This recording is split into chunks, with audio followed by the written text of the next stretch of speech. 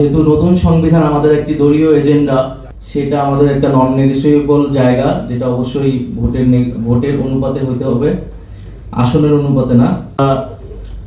সেটার কিছু সমালোচনা করেছেন, উচ্চকক্ষকে বেশি ক্ষমতা দেওয়া হচ্ছে কিনা। আমাদের জায়গা থেকে উচ্চকক্ষর পক্ষে আমরা বলেছি, এবং সেটা যাতে ভোটের অনুপাতে হয়, এবং উচ্চকক্ষকে আমরা মূলত সংবিধান সংশোধনের জন্য বেশি গুরুত্ব দিচ্ছি উচ্চকক্ষকে। সেক্ষেত্রে সংবিধানের যে কোনো সংশোধনের জন্য উচ্চকক্ষ নিম্নকক্ষে 2/3 মেজরিটি এবং মৌলিক বিষয়গুলোর ক্ষেত্রে গণভোটে যাওয়ার প্রস্তাবনা আমরা করেছি। তো উচ্চকক্ষের এই আলোচনায় আজকের দাবিতে সেই বিষয়ে আসলে কিছু উল্লেখ নেই, উল্লেখ থাকলে ভালো হতো।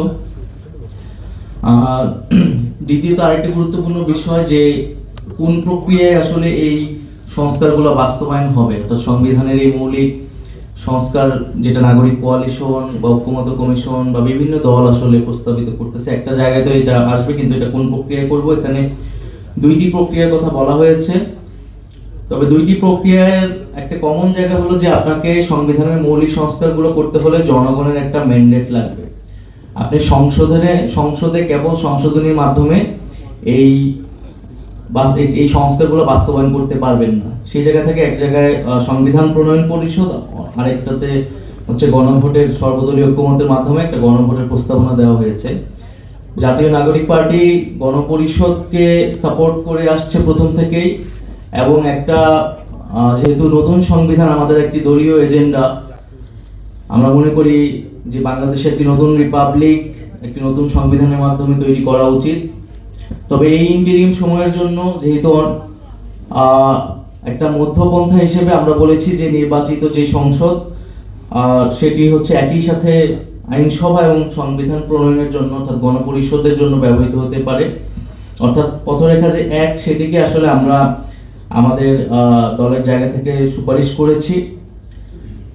তো নতুন সংবিধান বা গণপরিষদ নিয়ে এখানে অনেকগুলো আলোচনা হয়েছে।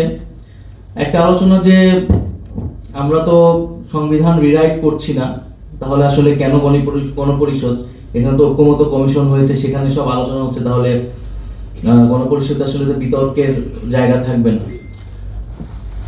তো গণপরিষদে যদি আমাদের সেই রকম আলোচনার জায়গা না থাকে, আলোচনাগুলো যদি আগেই হয়ে যায় এবং একটা ঐক্যমত্য যদি চলে আসে, তারপরেও আমরা মনে করি যে গণপরিষদ প্রয়োজন। এটাও গণপরিষদের ভূমিকাটা কম হয়ে যায় না, কারণ সংবিধানের মৌলিক সংস্কারগুলো করার জন্যই আসলে আপনাকে জনগণের ম্যান্ডেট লাগবে। আপনি সংবিধানে কেবল সংশোধনীর মাধ্যমে এই পরিবর্তনগুলো করতে পারবেন না। ফলে সংসদ সার্বভৌম না জনগণ সার্বভৌম, এই প্রশ্নটা তখন আসে। আসলে আপনি সংসদে যান, জনপ্রতিনিধি আকারে যায় সংসদে, যেখানে কিছু রুলস সেট করা থাকে, সেই রুলস অনুযায়ী সে আইন প্রণয়ন করে বা রাষ্ট্রের বিভিন্ন কাজে অংশগ্রহণ করে। কিন্তু আপনি সেই সংসদে গিয়ে রুলস পরিবর্তন করতে পারেন না।